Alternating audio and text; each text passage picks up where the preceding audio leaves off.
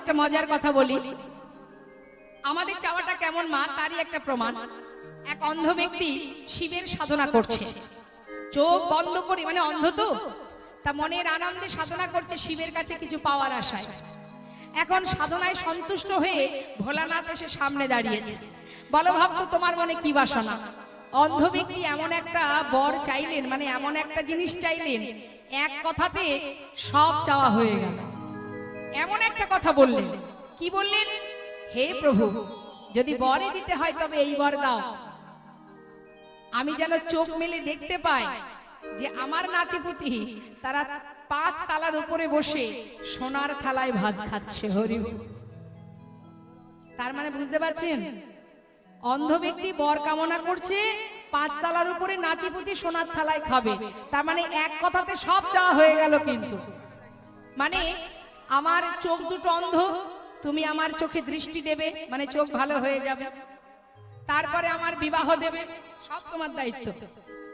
বিবাহ হবে, ছেলে পুলে হবে, তারা বড় হবে, তাদের বিয়ে হবে, তারপরে নাতিপুতি হবে, তারা আবার 5 তালার উপরে বসে, মানে 5 তালা একটা ফ্ল্যাটও চাই, সেই ফ্ল্যাটে বসে সোনার থালায় খেতে গেলে কত ধন ঐশ্বর্য রাখতে হবে, তবে সোনার থালায় খাওয়া যাবে। এক চাওয়াতে সব হয়ে গেল, তাই না? এটা আমাদের চাওয়া। দেখবেন আমাদের জীবনে আমাদের একটা আশা যদি গোবিন্দ পূর্ণ করে, তাড়াতাড়ি আরেকটা বাসনা তৈরি হয়ে যায়।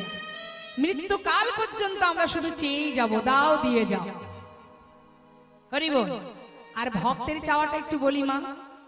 দেখুন ভক্ত কি চায়, এই জন্যই কীর্তন শুনতে হবে, তবেই আমাদের অজ্ঞানতার অন্ধকার দূর হবে বাবা। ভক্ত কি চায়? মহাভারতে কুরুক্ষেত্রের যুদ্ধের পর হস্তিনাপুরে রাজা হয়েছিল ধার্মিক রাজা যুধিষ্ঠির। যুধিষ্ঠির রাজা হবার পর ভগবান কৃষ্ণ রথের উপরে উঠে কুন্তি পিসিমাকে ডাকছে, পিসিমা, জীবনে তো অনেক কষ্ট পেলে, সারা জীবন বনে বনে কাটিয়েছো, কত যুদ্ধ, কত লড়াই করে আজ তোমার ছেলে হস্তিনাপুরে রাজা। পিসিমা, তুমি তো রাজমাতা, তোমার জীবনের সমস্ত কষ্ট দূর হয়ে গেছে পিসিমা, আর কোনো কষ্ট নেই। পিসিমা, তাহলে এবার আমাকে বিদায় দাও, আমি চলে যাই। যেই না কথাটা বললো মা, কুন্তি পিসিমা পাশে দাঁড়িয়ে দাঁড়িয়ে কথাটা ভালো করে ভাবতে লাগলেন যে কৃষ্ণ যখনই আমাকে ছেড়ে ঘরে যায়, আমাকে বলে পিসিমা আমি আসি। আসি কথার অর্থ কি? আবার আসবে।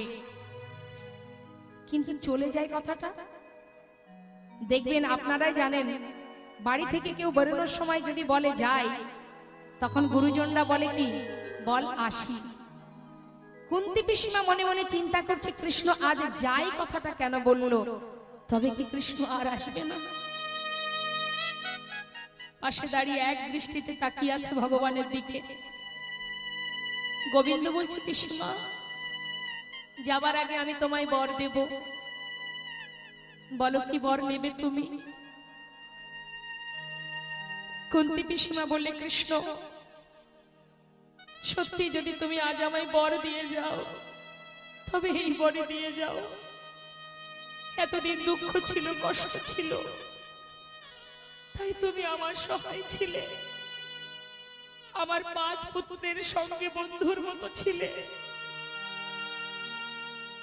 আজ আমার পুত্র রাজা, আমি এই রাজ্য পেয়েছি, রাজমাতা হয়েছি আমি, আমার সুখের অন্ত নেই। কিন্তু কৃষ্ণ, যার জন্য এত কিছু পাওয়া, সে যদি আমায় ছেড়ে চলে যায়, তাহলে এই রাজ্য, এই রাজ সিংহাসন আমি কি করব কৃষ্ণ?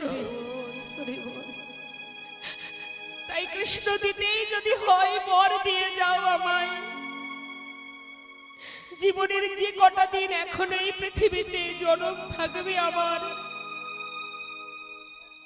ততদিন আমার জীবনে হাজারো দুঃখ, হাজারো কষ্ট তুমি দিয়ে যাও। এতটুকু সুখ যেন আমার জীবনে না থাকে, যে সুখ পেলে কৃষ্ণ হারা হতে হয়, সে সুখ আমি চাই না। যুধিষ্ঠির সিংহাসন থেকে নেমে আয়, ওই সিংহাসনে বসলে জনমের মতো কৃষ্ণকে হারাতে হবে।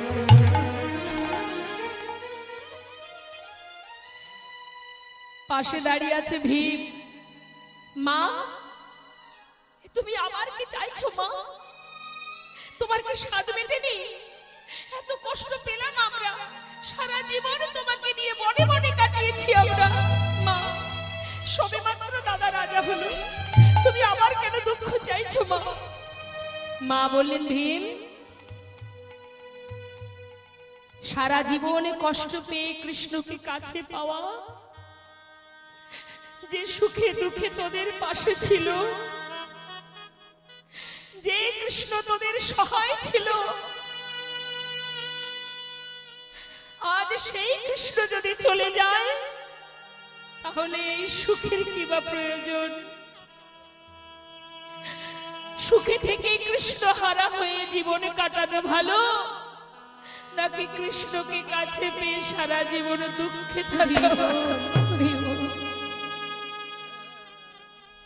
চাই না সে সুখ, যে সুখ পেলে চিরতরে গোবিন্দ হারা হতে।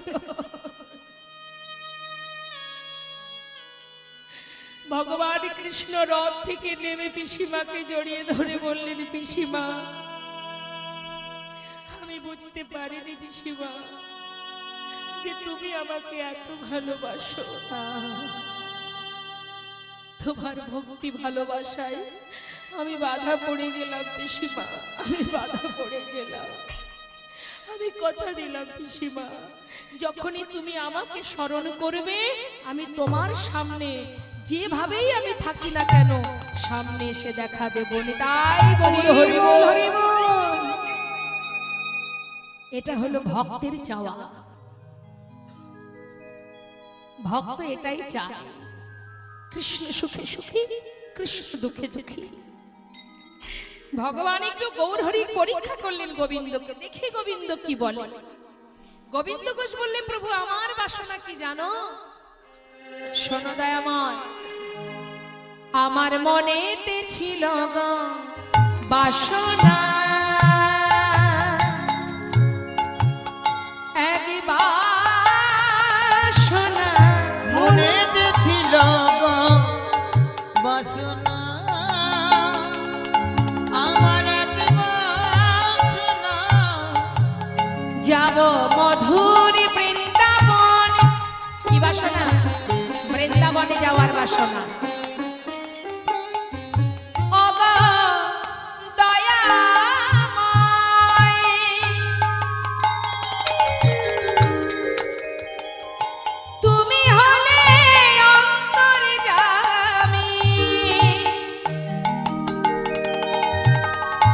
তুমি কি জানো না ওগো দয়া, ওগো প্রেম,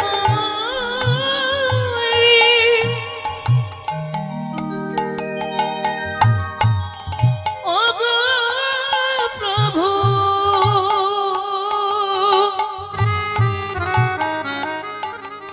আমার মনের এই বাসনা, বৃন্দাবনে যাব, যাব মধুর বৃন্দাবন, পাবো যুগল দর্শন, প্রভু সে বাসনায় আমার পূর্ণ না। মনেতে ছিল গো বাসনা, বাসনা আমার মনেতে ছিল গো বাসনা, এক বাসনা। গোবিন্দ ঘোষকে পরীক্ষা করছেন গৌর হরিমা, কিন্তু যতবার পরীক্ষা করছেন ততবার আমার গোবিন্দ হেরে যাচ্ছে, আহা গৌর হরি হেরে যাচ্ছেন। পদে পদে পরীক্ষা করছে, কিন্তু কোন পরীক্ষাতেই গোবিন্দ ঘোষকে হারাতে পারছে না। দয়াময়, আমার বাসনা, আমি তোমার সঙ্গী হব, আমি বৃন্দাবনে গিয়ে যুগল দর্শন পাবো। হরি বল। গৌর হরি গলাটা জড়িয়ে ধরলেন, জড়িয়ে ধরে বললেন, শোনো গোবিন্দ, তোমার যেমন বাসনা বৃন্দাবনে যাবে, যুগল দর্শন করবে, আমারও সেই একই বাসনা, যুগল দর্শন করব। হরি বল।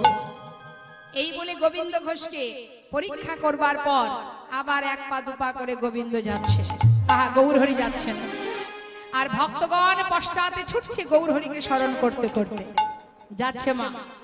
পথে যেতে যেতে হলো কি, নাম গাইতে গাইতে যাচ্ছে, হঠাৎ গৌরহরি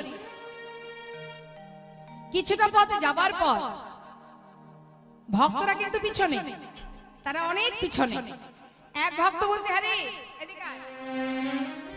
প্রভু তো দেখছি আবার চলে যাচ্ছে, আরে সে যদি এইভাবে বারবার এগিয়ে যায়, আমাদের যদি পথ ভুল হয়ে যায়। এক ভক্ত বলছে, যাচ্ছে যাক না, সে তো জানে আমরা পিছনে আছি, আমাদের না নিয়ে সে কোথাও যাবে না, আগে যাচ্ছে যাক। প্রভু আগে আগে যাচ্ছে, একাকী চলেছে বনপথ ধরে, পশ্চাতে ভক্তরা দল বেঁধে নাম করতে করতে আসছে। হঠাৎ গৌরহরি আমার বনের ভিতর দিয়ে যখন প্রখর রৌদ্রে যাচ্ছে মা, তার গলাটা শুকিয়ে যাচ্ছে, তৃষ্ণার্ত, একটু পিপাসা পেয়েছে। তা পিপাসায় তিনি ওই পথে যখন যাচ্ছেন, কৃষ্ণ বলতে বলতে হঠাৎ মনে মনে ভাবছেন, আহা এই পথের ধারে কোথাও যদি একটু জল পেতাম, তৃষ্ণাটা নিবারণ করতাম। মনে মনে ভাবছেন গৌর সুন্দর, আর পথে হেঁটে হেঁটে যাচ্ছেন। হরি বল। যেতে যেতে হঠাৎ প্রভু কি দেখলেন, যে এক গোয়ালা কাঁধে করে ঘোলের ভাণ্ড সাজিয়ে নিয়ে একটা বাঘ কাঁধে করে নিয়ে এগিয়ে আসছে। বাবা ভগবান কি পারতেন না মন চাইলে তার তৃষ্ণা নিবারণ করতে? নিশ্চয়ই পারতেন মা। তাহলে তিনি আজ কেন জলের সন্ধানে অপেক্ষা করছেন? আপনি আচরি ধর্মজীবকে শেখায়, তিনি তো লীলা করছেন, তা লীলা করবার জন্য তাকে তো আচরণ করতেই হবে। ভক্তকে পরীক্ষা করছেন। যখন পথে যাচ্ছে তৃষ্ণার্ত, জল খাবার জন্য তাকিয়ে দেখছে চারিদিকে, হঠাৎ দেখছে এক গোয়ালা কাঁধে করে বাঘ নিয়ে ঘোল সাজিয়ে নিয়ে আসছে। ঘোল নেবে গো ঘোল, ভালো ঘোল আছে, ঘোল নেবে গো। গৌরহরি দূর থেকে দেখে মনে মনে ভাবছে, আহা আমি চেয়েছি জল, আর দেখো আমার জন্য কৃষ্ণ কৃপা করে ঘোল পাঠিয়ে দিয়েছে। ও গোয়ালা, হ্যাঁ বলুন বলুন।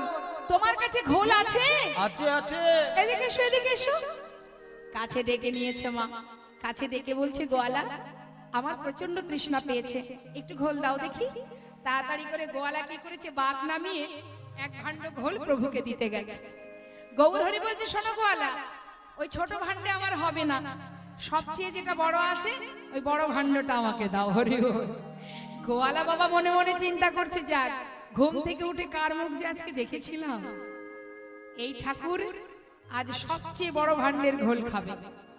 তাহলে বড় ভাণ্ডের ঘোলটা যদি তাড়াতাড়ি বিক্রি হয়ে যায়, আমাকে তাহলে আর বেশি গ্রামে ঘোরাঘুরি করতে হবে না, তাড়াতাড়ি করে বিক্রি করে ঘরে চলে যেতে পারবো। খুব আনন্দ করতে করতে গোয়ালা ওই সবচেয়ে যেটা বড় আছে মা, ওই বড় ভাণ্ডটা প্রভুর হাতে তুলে দিয়েছে। এখন প্রভু কিন্তু সেই এক ভাণ্ড ঘোল একাই সেবা করে নিলেন। যেই না খাওয়া হয়ে গেছে, তাড়াতাড়ি করে খালি ভাণ্ডটা দিয়ে বলছে, নাও ধরো, কৃষ্ণ কৃপাময় তোমায় যেন কৃপা করে। গোয়ালা তো আর অত শত বোঝে না, সে চিন্তা করছে ঠাকুর দামটা বের করুক, আমি ভাণ্ডগুলো গুছিয়ে নিই। এই ভেবে পিছন ফিরে মনের আনন্দে ভাণ্ড গোছাচ্ছে। গোছানো হয়ে গেল, হঠাৎ তাকিয়ে দেখছে ঠাকুর চলে যাচ্ছে। ও ঠাকুর, ও ঠাকুর, ও ঠাকুর, ঠাকুর। গৌরহরি পিছন ফিরে বলছে, আমাকে ডাকছো? ডাকছো মানে ঘোলটা খেলে ঘোলের দাম দেবে না? দাম দিয়ে যাও। দাম? আমার কাছে তো কোনো কড়ি নেই। কি বললে?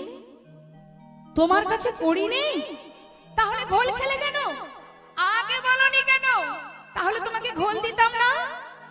গৌরহরি বলছে, দেখো শোনো, আমি তো সন্ন্যাসী, আমি কোথায় কড়ি পাই বলো?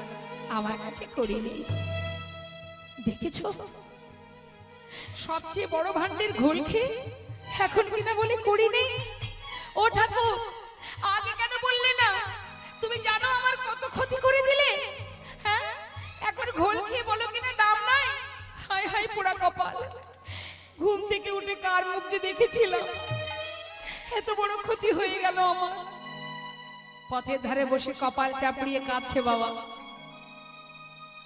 গৌরহরি দূর থেকে দেখে মনে মনে ভাবছে, আহা, অর্থের জন্য কিভাবে কাঁদছে দেখো। বেশ, কাছে এসে বলছে, গোয়ালা শান্ত হও, কেঁদো না, তোমার দাম চাই তাই তো? শোনো, আমি তো সন্ন্যাসী, আমার কাছে কিছু নেই, পিছনে আমার অনেক ভক্ত আসছে, তাদের কাছে তুমি এই ঘোলের কথাটা বলো, তোমাকে ঘোলের দাম দিয়ে যাবে। তারা দিয়ে দেবে তো? হ্যাঁ, দিয়ে দেবে, চিন্তা করো না, দাম দিয়ে যাবে। ঠিক আছে। গৌরহরি কিন্তু চলে গেলেন মা, আর গোয়ালা পথের ধারে বসে আছে, কতক্ষণে আসবে সেই ভক্তরা, তাদের কাছ থেকে দাম নেবে। পথের ধারে বসে বসে অপেক্ষা করছে, আর ভক্তরা প্রভুকে স্মরণ করতে করতে দল বেঁধে নাম গাইতে গাইতে আসছে। মন লাগুনে মন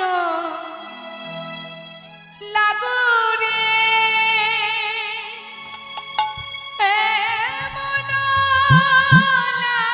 মন লাগুনে মন লাগুনে মন লাগুনে মন লাগুনে হে মন লাগুনে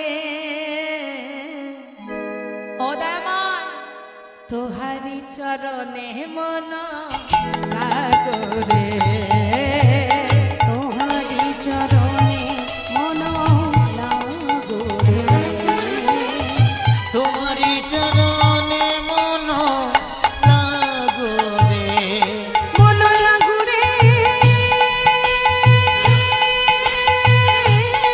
মন লাগুরে,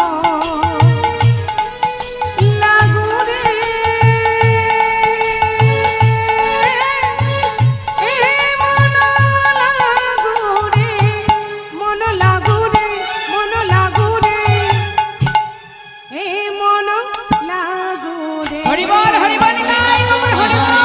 চরণে মন লাগো রে, তোহারি চরণে মন লাগুরে, তোমারি চরণে মন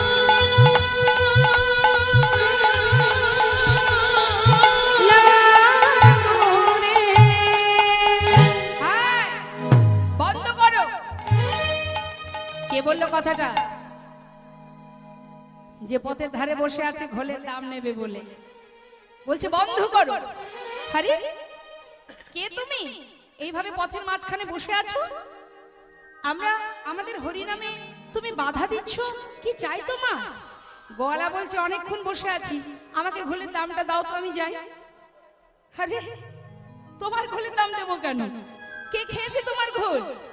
গোয়ালা বলছে, আমি চিনি না, তোমাদের দলের লোক গো। আমাদের দলের লোক? এই ঘোল খেয়েছো নাকি? এই যে ঘোল খেয়েছো?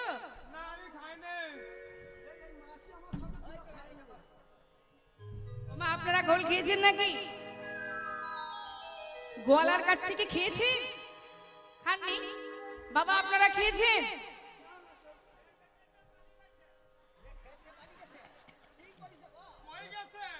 হরি বল। আচ্ছা, আর তার নাম কি বলতে পারবে যে পালিয়ে গেছে? নাম জানো? গোয়ালা বলছে, জানি না।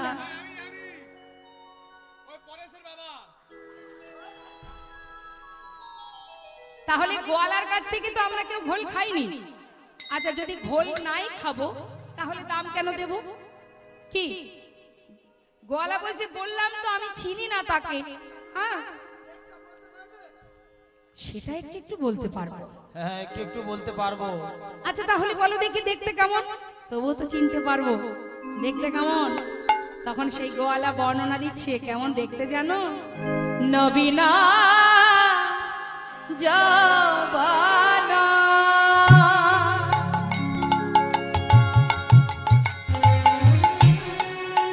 যখন গৌরহরি সন্ন্যাসী হন মা, তখন তার বয়স 24 বছর, অর্থাৎ নবীন যৌবন। আর অঙ্গের বরণটা কেমন? গলিত কাঞ্চন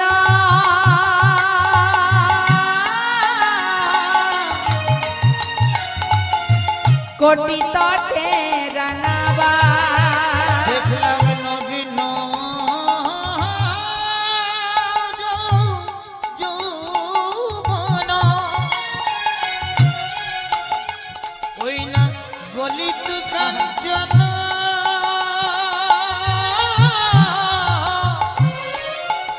দেখলাম কোটি তটি রাঙা বয় রাঙা বয় মুখে কৃষ্ণ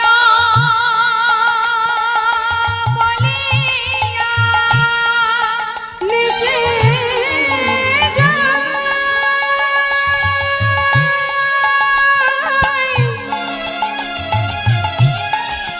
মুখে কৃষ্ণ কৃষ্ণ কৃষ্ণ বলে প্রেমানন্দে বাহু তোলে মুখে কৃষ্ণ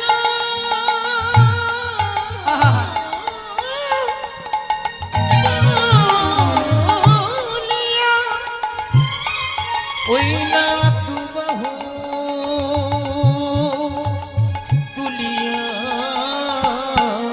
সেটি নাচিয়া নাচিয়া যায় নাচিয়া নাচিয়া যায় কাঁচা সোনা কাঁচা সোনা দেখে মনে হলো কাঁচা সোনা দেখে মনে হলো কাঁচা সোনা এমন রূপের মানুষ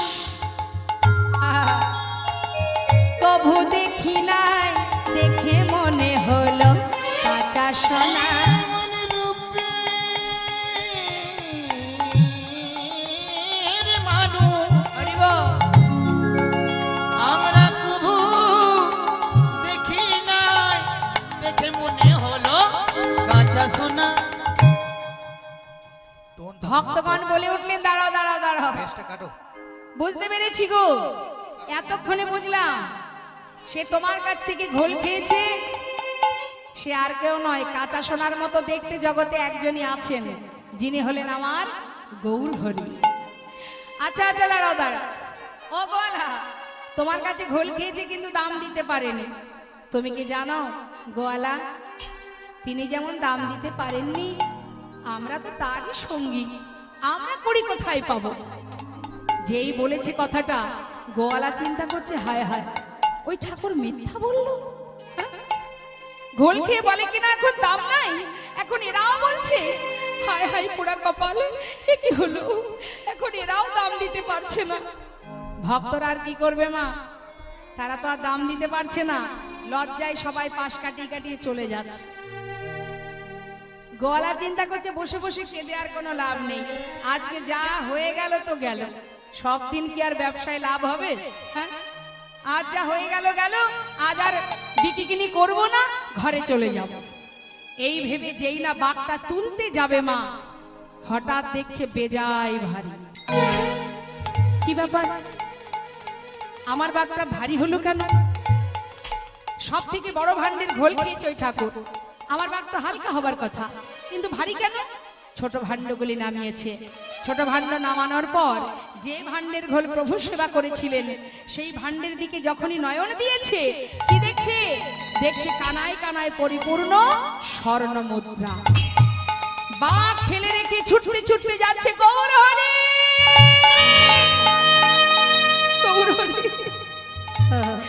একটু দাঁড়াও দয়াময় একটু দাঁড়াও হরিবল হরিবল ছুটে গিয়ে চরণটা জড়িয়ে ধরেছে দয়াময় আমি চিনতে পারিনি প্রভু আমি তোমায় চিনতে পারিনি আমি তুমি ক্ষমা করে দাও আমি না জেনে না বুঝে কত কটু কথা বলেছি তোমায় ক্ষমা করো গৌর হরি বলেন গোবিন্দ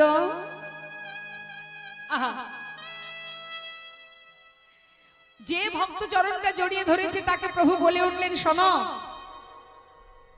জীবনের অনেক সময় চলে গেল অর্থের পিছনে আর তো বেশি সময় নেই সংসারের মধ্যে সময় চলে গেল তাহলে কৃষ্ণ ভজন কবে হবে গোয়ালা আর তো বেশি সময় নেই যতটুকু সময় আছে ঘরে গিয়ে কৃষ্ণ সেবা করো, আমি তোমায় আশীর্বাদ করলাম।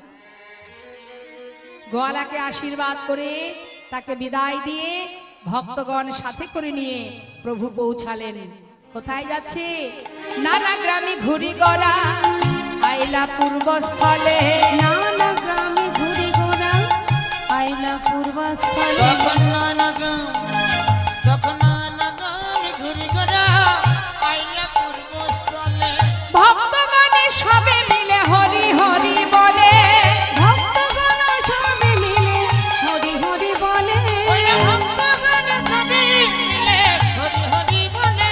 আনন্দ আর ধরে না রে, আনন্দ আর ধরে না নানা রে। আনন্দ আর ধরে না রে। আজ হরি হরি হরি বলে, আনন্দ আর ধরে না রে। হরি হরি হরি বলে। হরি বলে দুটি বাহু তুলে, হরি হরি হরি হরি হরি বলে। বাহু তুলে আনন্দ আর ধরে না ওই রে। আনন্দ আর ধরে না রে। ভক্তগণ সবে মিলে হরি হরি বলে। ভক্তগণ সবে মিলে হরি হরি বলে। সমস্ত জায়গা ঘুরতে ঘুরতে এসে পৌঁছালেন পূর্বস্থলীতে। পূর্বস্থলীতে যখন এলেন মা, পূর্বস্থলীতে আসার পর গৌরহরি গোবিন্দকে ডাকছে, এদিকে এসো গোবিন্দ। এটা কোথায়? পূর্বস্থলী। শোনো, আর কোথাও যাব না গোবিন্দ। বেশ কিছুদিন হলো যাত্রা করেছি সেই নীলাচল থেকে, এখনো তো কোথাও কোনো সেবা করিনি। তাই তুমি এক কাজ করো, আমাদের সকলের সেবার ব্যবস্থা করো। নিতাই গৌর হরিব। যেই বলেছে সেবার ব্যবস্থা করো, গোবিন্দের মাথায় চিন্তা পড়ে গেছে। এত ভক্তের সেবার ব্যবস্থা তুমি আমার ঘাড়ে চাপিয়ে দিলে প্রভু। মনে মনে ভাবছি, তুমি তো বললে সেবার ব্যবস্থা করো, কিন্তু একা একা করব কি করে এত ভক্তের সেবার ব্যবস্থা? তুমি একটু চিন্তা করলে না, একবারও ভাবলে না তুমি? মনে মনে ভাবছে মা, কিন্তু যার ভাবনা তো সেই ভাবে। হ্যাঁ, আমরা বৃথাই চিন্তা করি। শাস্ত্রে বললেন, ভাবছো বসে চলবে কিসে, তুমি ভাববার কে? যার ভাবনা সেই ভাবে, তুমি ভাবো তাকে।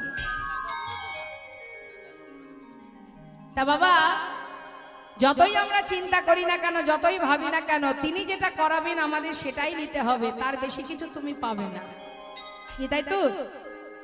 তার বেশি তুমি পাবে না, যতই ভাবো না কেন। হরি বল হরি বল। আমরা চিন্তা করি কি করব, কিভাবে চলবে, কিভাবে দিন যাবে। তুমি চিন্তা করার কেউ নও। আজ চিন্তা করছে গোবিন্দ ঘোষ, কি করে কি করব, এত ভক্তের সেবার ব্যবস্থা আমি কি করে করব। কিন্তু মা, খোলটা ঠিক করো ভাই, খোল সাফ করো, খোলটাকে সাফ করো, মোটা হয়ে আছে মনিটরে। আউট ঠিক আছে, ইনপুট ঠিক নেই, বেসটাকে কেটে দাও।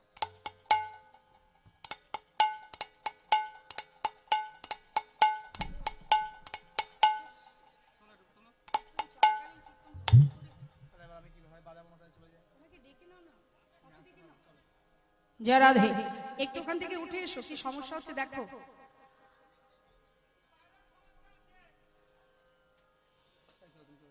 কিছু বলছেন আপনি, বলুন। সেটা তো উনি ঠিক করবেন, আপনাকে চিন্তা করতে হবে না। আমাদের তো বাইরের বক্সটা প্রয়োজন নেই, আমাদের এটা বাড়লেই ঠিক আছে, সেটা উনি কন্ট্রোল করবেন। জয় রাধে। তো বাবা, পূর্বস্থলীতে যখন মহাপ্রভু এসে পৌঁছালেন, তখন ভক্তবৃন্দ সবাই পূর্বস্থলীতে গৌরহরিকে নিয়ে অপেক্ষা করছে, সেবার আয়োজন হবে। আর ওই পূর্বস্থলীতে আসা মাত্রই সেই প্রভু যে পূর্বস্থলীতে এসেছেন সেই খবর চলে গেল নবদ্বীপে। নদিয়াবাসী যখন জানতে পারলেন গৌর এসেছে পূর্বস্থলীতে, জানা মাত্রই সবাই যাচ্ছে গৌর দর্শনে। কিন্তু কেউ খালি হাতে যাচ্ছে না মা, সবার হাতে সেবার বস্তু। সবসময় জানবেন, ভগবানের যদি কখনো মন্দিরে যান, যদি কখনো গুরু গৃহে যান, খালি হাতে যাবেন না। যেমন ক্ষমতা আপনার, কোনো হরিবাসরে যান, ভাগবত দর্শনে যান, কিছু না কিছু আপনার যেমন ক্ষমতা কিছু না কিছু প্রভুর সেবার জন্য নিয়ে যেতে হয়। তাই আজ পূর্বস্থলীতে গৌরহরি চরণ যেই রেখেছে, নদেবাসী জানতে পেরেছে প্রভু এসেছেন পূর্বস্থলীতে। জানা মাত্রই সবাই দল বেঁধে যাচ্ছে গৌর দর্শনে। গোবিন্দ ঘোষ একা একা চিন্তা করছে আমি কি করি কি করব, আর এদিকে ভক্তরা আসছে প্রভুর সেবার বস্তু নিয়ে। ঝাঁকে ঝাঁকে ভক্তরা আসছে, সবাই দল বেঁধে গৌর গৌর বলতে বলতে আনন্দে ধাওলো সবে গৌরাঙ্গ দেখিতে রে, গৌরাঙ্গ দেখিতে আনন্দে ধাওলো সবে দেখো গৌরাঙ্গ দেখিতে রে, গৌরাঙ্গ দেখিতে গৌর গৌর গৌর বলে গৌর গৌর বলে গৌর গৌর গৌর বলে নাচিতে নাচিতে গো, নাচিতে নাচিতে কেহ নাচে কেহ গায়, কেহ বলে হরি রে, কেহ বলে হরি। সবাই উলুধ্বনি। কেহ নাচে কেহ গায়, কেহ বলে হরি রে, কেহ বলে হরি। ধুলাতে লুটায়ে সবে, ধুলাতে লুটায় সবে জয় গণা করি গো, জয় গণা করি আনন্দ আর ধরে না। তাদের আনন্দ আর ধরে না। ধরে নরে গৌর বদন হেরবে বলে আনন্দ আর ধরে না রে। গৌর বদন হেরবে বলে আনন্দ আর ধরে না রে। গৌর বদন হেরবে বলে হরি হরি হরি বলে।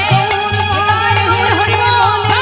হরি হরি হরি বলে গৌর বদন হেরবে বলে বলি আনন্দ ধরে নরে গৌর গৌর গৌর বলে যাই নাচিতে নাচিতে রে, নাচিতে নাচিতে। সমস্ত ভক্তগণ যখন ছুটতে ছুটতে আসছে, গৌর হরি গোবিন্দকে ডেকে বলছে ও গোবিন্দ শোনো শোনো, দেখছো কত ভক্ত আসছে, সবার হাতে আমার সেবার বস্তু। তুমি খুব চিন্তা করছিলে তাই না, কি করে সেবার ব্যবস্থা করবে? দেখো দেখো সবার হাতে সেবার বস্তু আছে, আর চিন্তা নেই তো। যাও যাও শিগগিরই যাও, এবার দেরি না করে রন্ধন করো। রন্ধন হলো, সবার আগে প্রভুর সেবা দিল মা। গৌরহরি সেবা হবার পর গৌরহরি আবার গোবিন্দ ঘোষের কাছে এসে হাত বাড়ালেন, ও গোবিন্দ দাও। গোবিন্দ ঘোষ বলছে প্রভু এই তো সেবা দিলাম, আবার হাত বাড়িয়েছো, কি চাই? জানো না ও গোবিন্দ, আমার যে একটু মুখশুদ্ধি চাই। মায়েরা বলুন গৌরহরির মুখশুদ্ধি কি? হ্যাঁ, যেই বলেছে মুখশুদ্ধি দাও, গোবিন্দ ঘোষ বলছে প্রভু কি মুখশুদ্ধি চাই? গোবিন্দ তাও জানো না, একটা হরিতকি চাই। ঠিক আছে প্রভু, তুমি অপেক্ষা করো, আমি এক্ষুনি গ্রাম থেকে ভিক্ষা করে নিয়ে আসছি। এই বলে প্রভুকে বসিয়ে রেখে চললেন গ্রামে। মুখশুদ্ধি মাগিবার তরে গোবিন্দ চলিল, আর মোক্ষ ধীমা গিবার তরে গোবিন্দ চলিল। ওই না মুক্তি মাগিবার তরে গোবিন্দ চলিল মুখশুদ্ধি দাও না মরে, মুখ শুদ্ধি দাও না আহা মোরে, মুখশুদ্ধি দাও না মরে। মুখ শুদ্ধি দাও না মোরে, মহাপ্রভুর সেবার তরে মুখশুদ্ধি দাও না মরে। মহাপ্রভু সেবার তরে মুখ শুদ্ধি দাও না মোরে। দুইটি হরি তকি মাগিয়া লইল, দুইটি হরিত কি মাগিয়া লইল। গ্রামের ভিতর থেকে দুটো হরিতকে ভিক্ষা করেছে মা। ভিক্ষা করে ছুটতে ছুটতে ফিরে আসছে। মনে করুন একবার ছুটতে ছুটতে গেছে, আবার ফিরছে, তাহলে এতটা পথ ক্লান্ত হয়ে পরিশ্রান্ত হয়ে মাঝ পথে এসে একটা গাছের গোড়ায় বসে গোবিন্দ ঘোষ বিশ্রাম করছে। আর পারছে না, মনে মনে ভাবছে একটু বিশ্রাম করে তারপরে আবার যাব। হরি বল। এই চিন্তা ভাবনা নিয়ে গাছের গোড়ায় বসে বিশ্রাম করতে করতে হঠাৎ তার মনে হলো তাই তো, আজ যেমন প্রভু মুখশুদ্ধি চাইলেন, কাল যদি আবার কোথাও গিয়ে বলে গোবিন্দ মুখশুদ্ধি দাও, তার থেকে এক কাজ করি, দুটো হরিতকি তো, দুটো প্রভুকে দিয়ে কাজ নেই, একটা সঞ্চয় করে রাখবো আর একটা প্রভুকে দেব। সে তো আর জানছে না আমি কি দিয়ে কি করছি। এটা কিন্তু আমরাও ভাবি মা, ভাবি না?